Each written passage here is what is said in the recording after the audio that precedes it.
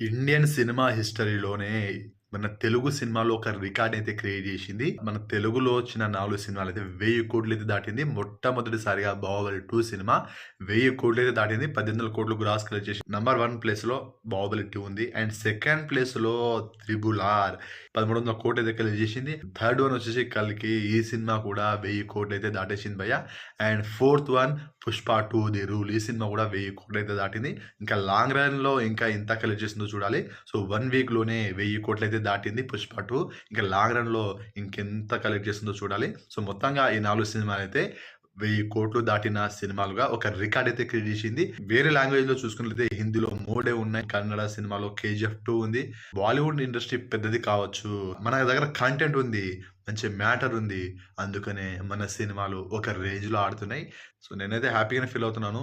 ఎందుకంటే మన తెలుగు సినిమాలు 1000,00,00,000 దాటడం, 1000,00,00,000 కలెక్ట్ చేసిందే మన తెలుగు సినిమా మొట్టమొదటిసారిగా. సో ఆ రికార్డ్‌ని మనం క్రియేట్ చేసినాం. అండ్ ఎక్కువ సినిమాలు 1000,00,00,000 దాటిన సినిమాలు గూడా మన తెలుగు సినిమాలు కావడం.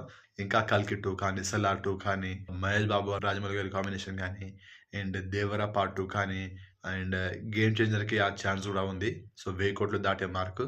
సో ఇంకా కొన్ని మూవీస్ అయితే ఉన్నాయి. Crazy crazy movies. And 'Pushpa 3' కానీ, అండ్ 'ప్రభాస్ అండ్ సందీప్ రెడ్డి వంగ' గారి కాంబినేషన్‌లో వస్తున్న 'స్పిరిట్' మూవీ కానీ, ఇవన్నీ కూడా 1000,00,00,000 దాటే సినిమాలు. సో అప్‌కమింగ్ 1000,00,00,000 సినిమాలైతే మన తెలుగులో అయితే ఉన్నాయి.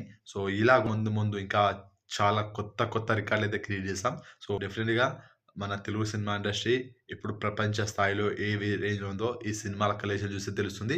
సో మన తెలుగులో వచ్చిన 4 సినిమాలు 1000,00,00,000 దాటింది. మనము కొత్త రికార్డ్ అయితే క్రియేట్ చేశాం. అండ్ మన తెలుగు సినిమాలే ఇండియన్ మూవీస్‌లో టాప్ ప్లేస్‌లో ఉన్నాయి. సో నేనైతే హ్యాపీ‌నే ఫీల్ అవుతున్నాను. మరి మీరు ఏ విధంగా ఫీల్ అవుతారో దీనిపైన మీ ఒపీనియన్ కామెంట్ చేయండి. వీడియో నచ్చితే లైక్ చేయండి, షేర్ చేయండి, ఛానెల్‌ని సబ్స్క్రైబ్ చేసుకోండి.